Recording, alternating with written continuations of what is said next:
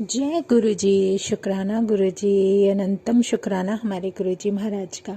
ओम नमः शिवाय। शिव जी सदा सहाय। ओम नमः शिवाय। गुरु जी सदा सहाय। शुक्राना, अनंतम शुक्राना। जितना हम अपने महाराज का शुक्राना करें उतना कम है, क्योंकि परमात्मा तो हमारे अंग संग हमेशा से, हर पल, हर वक्त, हर समय हमारे साथ है। बस हम ही उसकी कृपा को पहचान नहीं पाते। जो वो मेहर कर रहा है उसे देख नहीं पाते। कौन सी ब्लेसिंग किस रास्ते से तुम्हारे पास आ रही है उसको समझ ही नहीं पाते।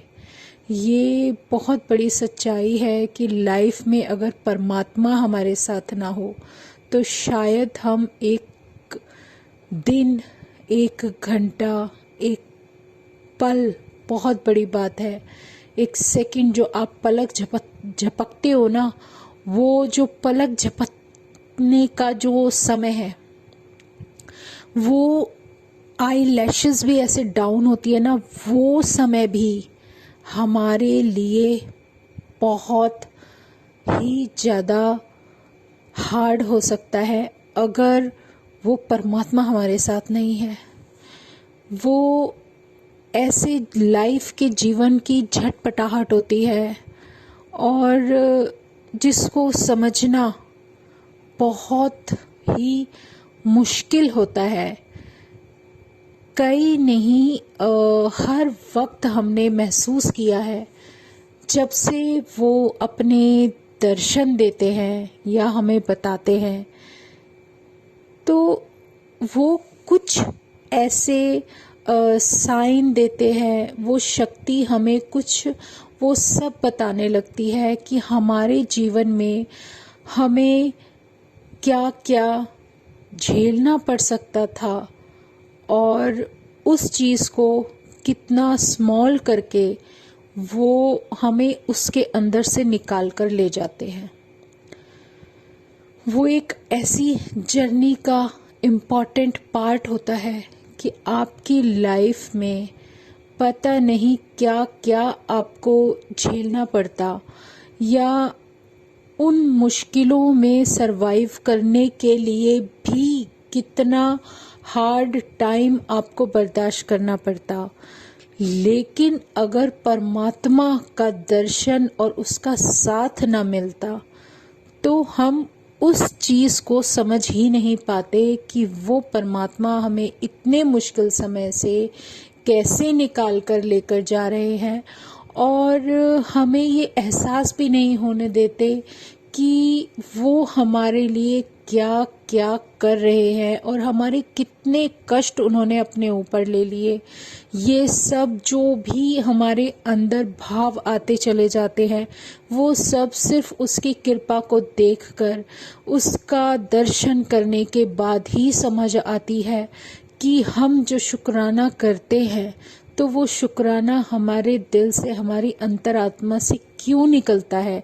हम कई बार सोच भी नहीं पाते, समझ भी नहीं पाते, लेकिन कुछ ऐसा देख लेते हैं जिससे दिल से शुक्राना निकलता है। हम बोले ना बोले, हमारी अंतरात्मा हमसे पहले ही बोल देती है शुक्राना परमात्मा। शुक्राना हमारे गुरुजी महाराज, अनंतम शुक्राना।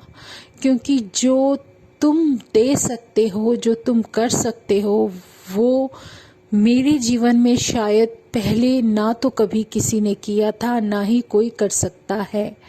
जो जीवन की सच्चाई आंखों के सामने लाकर खड़ी कर देते हो, जो लेसन दे देते हो, जो कुछ भी समझाना चाहते हो, वो जब हमारी आंखों के सामने दौड़ने लगता है तो कुछ नहीं, बहुत हद तक ये समझ आ जाती है कि अगर परमात्मा ना होता और अगर हम उसे दर्शन ना कर पाते, उसका साथ महसूस ना कर पाते, तो हमारे जैसी सॉल्स कब तक ही भटकती रहेगी और कब तक उसका कल्याण तो दूर की बात है, शायद वो इसी जो भी चक्रव्यूह चल रहा है, जो भी कर्मास का जो कुछ भी हमें भुगतान करना है, जो कुछ हमें झेलना है, वो सब उसी तरीके से बहुत एक हार्ड तरीके से झेलना पड़ता रहता है।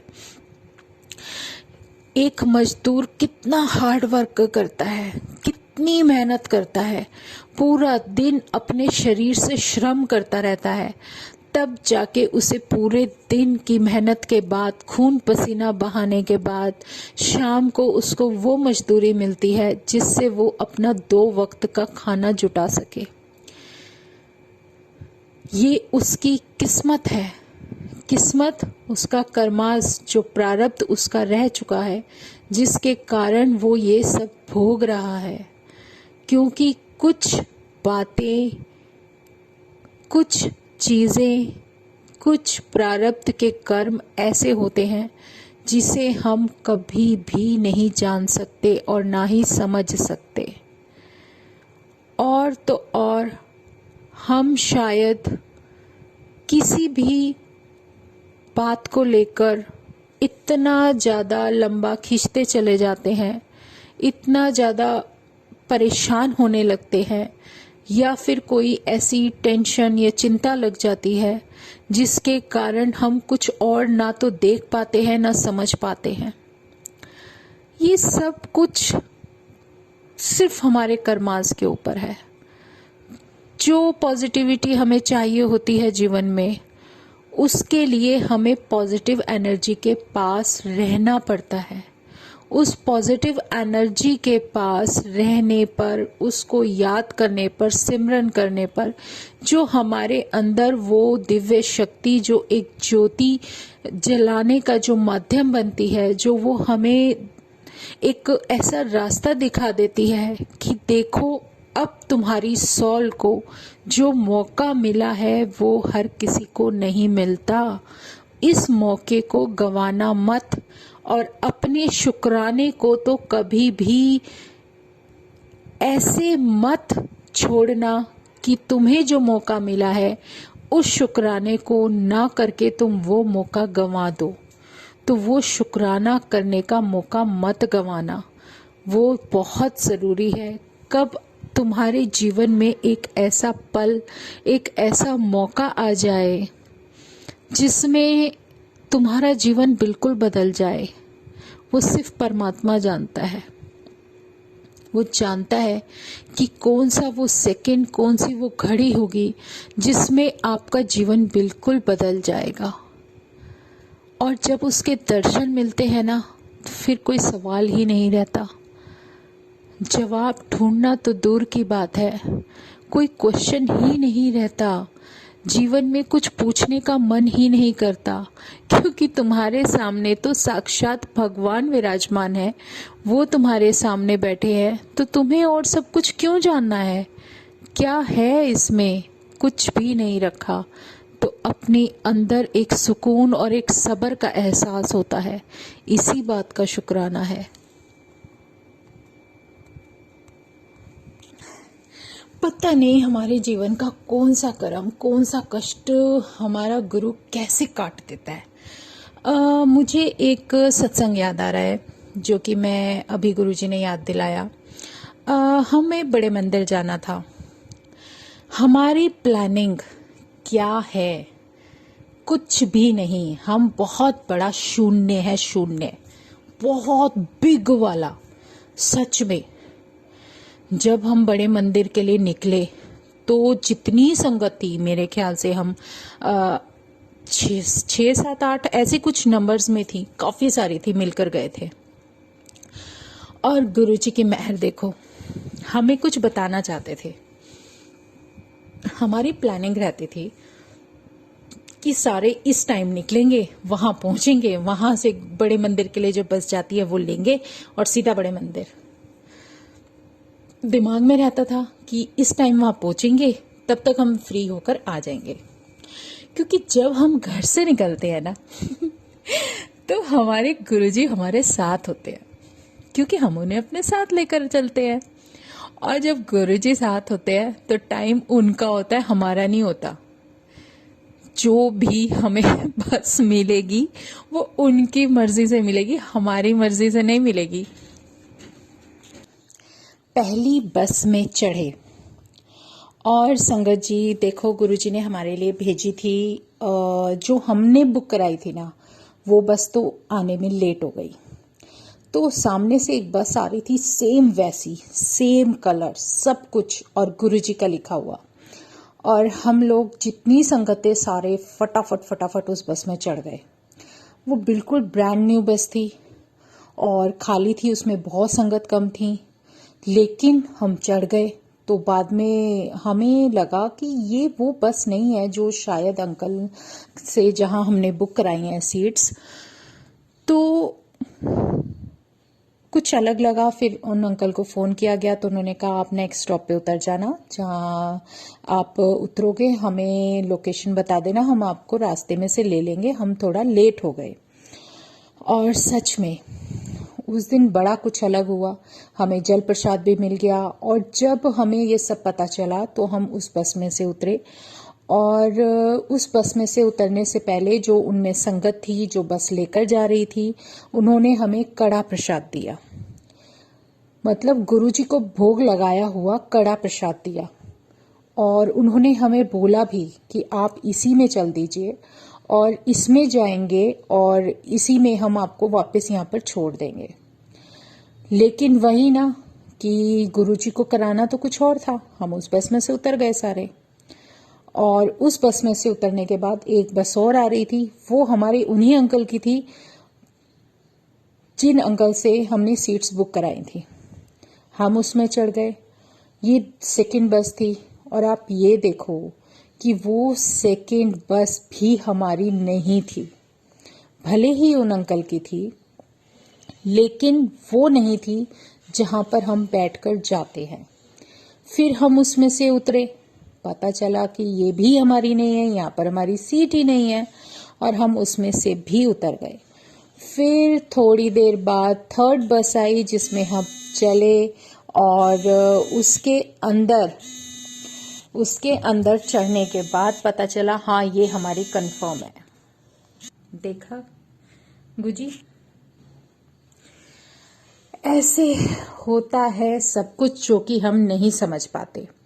और उस थर्ड बस में जब हम बैठे, सामने गुरुजी का स्वरूप लगा हुआ था, और गुरुजी का स्वरूप लगने के बाद वो एक अलग ही एहसास हो जाता है कि हाँ देखो हमारी यहाँ सीट थी, हमें यहाँ पर बैठना था, और यहाँ पर बैठने के बाद यहाँ पर फिर ऐसा लगा कि हम अपनी उस जगह पर पहुंच गए जहां पर हमारे रब ने हमारा नाम लिखा था। तो वो उस जो चढ़ने उतरने में जो हमने 3 बसेस उस दिन चेंज कर डाली, और इतनी सारी संगत का ग्रुप, तो ये सोचने वाली बात थी कि हम कभी ऐसे किसी गलत बस में नहीं जाते, लेकिन फिर भी हम चढ़ गए। वहां से हमें जल प्रसाद मिला, कड़ा प्रसाद मिला, फिर दूसरी बस में चढ़े, वहां से हमें जल प्रसाद मिला, फिर थर्ड बस में गए तो उस बस के अंदर भी हमें जल प्रसाद मिला, और हमें वो भोग लगाया हुआ गुरुजी का प्रसाद दिया गया जो कि हर बार दिया जाता है। तो गुरुजी की प्लानिंग के सामने ना हमारे जैसे लोगों की प्लानिंग बिल्कुल फेल होती है। हम क्या तो आगे चलेंगे और हम क्या सोचकर आगे निकलेंगे, ये हमारे लिए एक बहुत बड़ा शून्य है। क्योंकि हमारी जर्नी के, हमारी लाइफ के बारे में जो हमारा परमात्मा जानता है कि आगे इनके आने वाले समय में जो हमें दिक्कतें आ सकती हैं, जो परेशानियां आ सकती हैं, उसके हिसाब से वो उस एक विजिट में जो एक हम गुरुजी के दर्शन करने जा रहे हैं, उसमें उन्होंने 3 राउंड्स करा दिए। 3 राउंड्स, आप ये सोचो, भले ही कम समय दिया, लेकिन जिस भी हमने बस में ट्रैवल किया उस बस के अंदर गुरुजी का स्वरूप था, उनका हमें सारा भोग प्रसाद मिला, उनके दर्शन हुए, जयकारा लगाया और उतर गए। मतलब 3 बसेस में हमने ये सब किया। तो उन्होंने एक ही बार जाने में उन्होंने हमें 3 ऐसे राउंड करवा दिए कि पता नहीं कौन से चक्कर हमारे जीवन से उन्होंने निकाल कर फेंक दिए, जिसको हम नहीं समझ सकते, जिसको वो परमात्मा ही समझ सकता है। और वो कभी भी अगर हमें कुछ करने का आदेश देते हैं ना, तो वो कर देना चाहिए। वही हमारा शुक्राना होता है। शुक्राने का तो शब्द ही जो कहते हैं ना, हमारी आत्मा से निकलना चाहिए। हमारी आत्मा से जब शुक्राना निकलता है, हम बोले बाद में, हम सोचे बाद में, लेकिन हमारी जो सॉल है वो पहले ही जय गुरुजी, शुक्राना गुरुजी करना शुरू कर देती है।